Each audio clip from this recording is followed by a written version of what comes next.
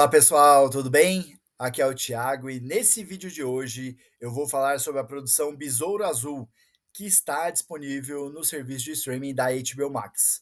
Antes de mais nada, se você não for inscrito no canal, se inscreva e curta esse vídeo, dê essa força para o canal.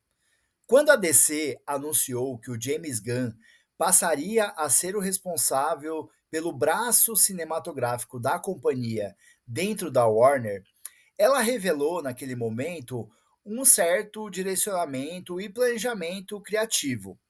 Só que ao mesmo tempo, ela lançou uma bomba de curto alcance, já que existiam outras produções que estavam em vias de serem lançadas, mas ao mesmo tempo elas se tornaram obsoletas, porque elas passaram a representar a antiga DC. Por mais que houvesse marketing e boa vontade, produções como Adão Negro, Shazam 2 e The Flash acabaram se tornando produções obsoletas, porque representavam a antiga DC. O mesmo também pode ser dito a respeito desse O Besouro Azul. Mas eu confesso que pela primeira vez eu fiquei com a sensação de que esse filme merecia um melhor cuidado por parte da DC e da Warner. Com isso, não estou querendo dizer que Besouro Azul é um filme infalível. Até acho que é muito fácil e simples você apontar todos os problemas e defeitos que esse filme tem. O que eu acho que é mais difícil é você reconhecer as virtudes, as qualidades e os méritos que foram obtidos com essa produção. Então vem comigo descobrir o que eu achei de O Besouro Azul. Jamie Hayes, interpretado por Xolo Maridueña, é um jovem mexicano, o primeiro da sua família a se formar na faculdade, mas que ao retornar à fictícia cidade de Palmeira City, descobre que a sua família está com problemas financeiros e que por tratar-se de um imigrante nos Estados Unidos, o diploma não será um passaporte garantido para um futuro melhor. Desesperado, ele recebe a promessa de um emprego da jovem Jennifer, interpretado pela Bruna Marquezine, sobrinha de Victoria Cord, vivida pela Susan Sarandon, presidente de uma bilionária empresa que investe em tecnologia armamentista. Porém, acidentalmente, ele acaba ganhando um artefato alienígena de presente, que o transforma na mais nova versão de um herói, o até então obsoleto Besouro Azul. A mitologia em torno das origens e das raízes do Besouro Azul acabam se mostrando bem genéricas. Inclusive, até de maneira irônica, acabam trazendo características que se assemelham muito com a de personagens que a gente está para lá de acostumado de ver dentro do universo cinematográfico da Marvel. O Raimi, por exemplo, ele tem características que se assemelham muito com a do Peter Parker e, consequentemente, o seu alter ego heróico tem muitas características semelhantes ao do próprio Homem-Aranha. Ele tem traços de personalidade que nos fazem lembrar também do Deadpool, só que dentro de uma versão mais ingênua e menos boca suja, além de revelar a sua própria origem latina. E a própria relação que o Raimi tem com a inteligência alienígena que comanda a armadura do seu traje, em muitos momentos lembra a interação que o Tony Stark tinha com a inteligência artificial que tomava o controle da armadura do Homem de Ferro. Falando assim, pode dar a sensação de que se trata de uma mistura bagunçada, mas esses elementos e variáveis funcionam muito bem, principalmente por conta do apelo do senso de humor, já que o tom da produção está muito mais interessado em explorar um ar mais galhofa dentro desse universo do que propriamente abordar temas e variáveis de uma maneira séria e consistente para legitimar todo esse universo fantasioso em torno do herói. Basta dizer, por exemplo, que a família de Reis exerce uma influência muito positiva dentro da abordagem emocional e cômica dentro do filme. Porém, esse papel faz com que os integrantes da família sirvam como assistentes do herói.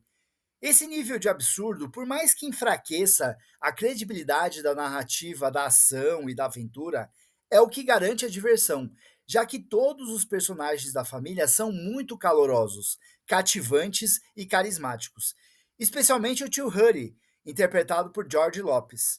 Ele é um imigrante mexicano paranoico e com síndrome de perseguição imperialista que serve de alívio cômico, mas que também é responsável por criar bugigangas ou resolver os entraves tecnológicos da trama. Ou seja, ele representa vários personagens de apoio dentro desse universo clichê de produções de super-heróis.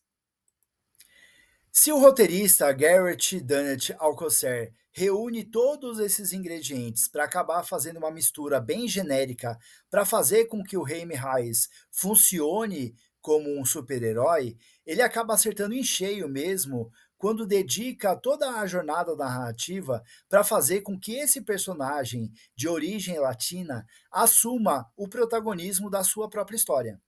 O roteiro é bem óbvio e até mesmo direto, mas muito assertivo ao ilustrar toda essa jornada que faz parte dos imigrantes mexicanos que lutam e enfrentam seus medos para buscar um lugar ao sol. Mas todo esse pano de fundo acaba sendo muito bem ilustrado, mesclando essa visão até certo ponto estereotipada, mas fazendo com que o drama e o apelo emocional dos personagens se mostrem muito reconhecíveis, fáceis de se identificar, incluindo algumas representações bem características que fazem parte da cultura mexicana. O Xolo Mariduenha se mostra um jovem ator bem carismático e até melhor direcionado no seu trabalho de atuação se comparado ao que já vimos dele na série Cobra Kai. E ele demonstra um relativo sucesso ao tentar se equiparar a uma versão mais teen do Ryan Reynolds nas suas intervenções cômicas no processo de adaptação do Raimi à figura de um herói. A Bruna Marquezine realiza um bom trabalho. Os seus esforços legitimam a carga dramática da Jenny, mas talvez a sua personagem seja mais prejudicada pela falta da construção de um background melhor, especialmente por conta da sua relação com o pai. Se o herói serve à interferência de uma inteligência alienígena, a Susan Sarandon acaba sendo aquela típica vilã que só serve para realizar comandos de voz para o seu capanga Carapax, interpretado com muito mais intensidade e presença de cena pelo Raul Max Trujillo. Uma pena, no entanto, que o roteiro só tem o interesse de desenvolvê-lo melhor já perto do final, quando já era tarde demais. Se o diretor Ángel Manuel Soto se apresenta de maneira bem intencionada na condução desse time de atores, no momento em que ele precisa tomar conta da ação ou fazer a utilização dos efeitos especiais, ele já não se mostra tão habilidoso, já que falha nos momentos cruciais, justamente quando o tipo de ação precisava ter muito mais apelo efetivo, fazendo com que o filme fique rebaixado nesses quesitos.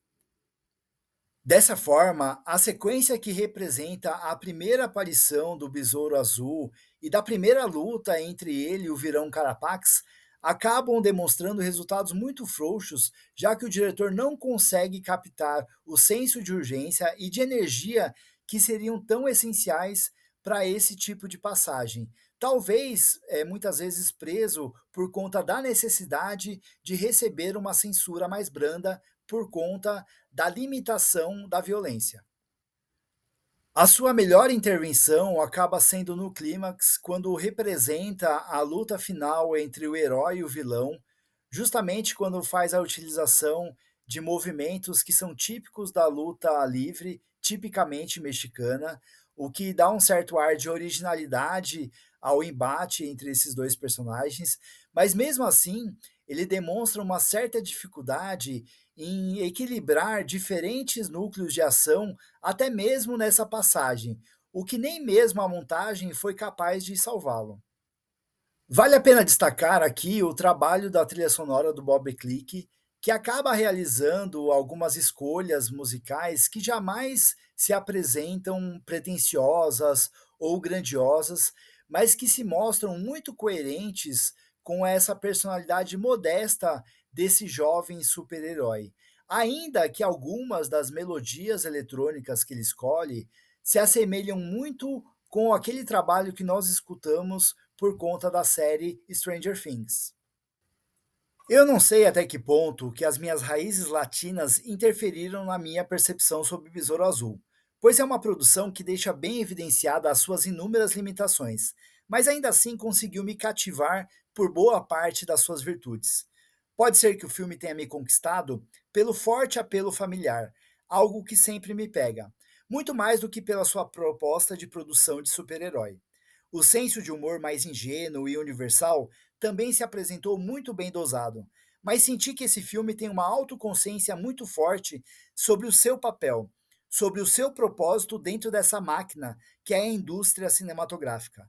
Mas eu acho que, acima de tudo, eu me senti representado. Eu poderia ser o Besouro Azul, ou melhor, eu poderia ser Jaime Reyes. You are a superhero, cabrón.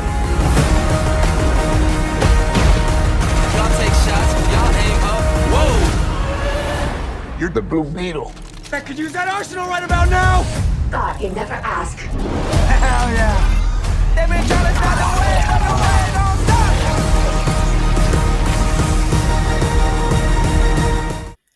E se você também gostou de assistir o Besouro Azul, use o campo dos comentários para compartilhar a sua opinião. E a gente fica na torcida para que esse filme, para que esse super-herói tenha sobrevida nesse novo universo cinematográfico da DC. Se você chegou até aqui, muito obrigado. Se inscreva no canal, curta esse vídeo para que esse material alcance cada vez mais pessoas e a gente se vê no próximo vídeo. Um grande abraço. Tchau, tchau.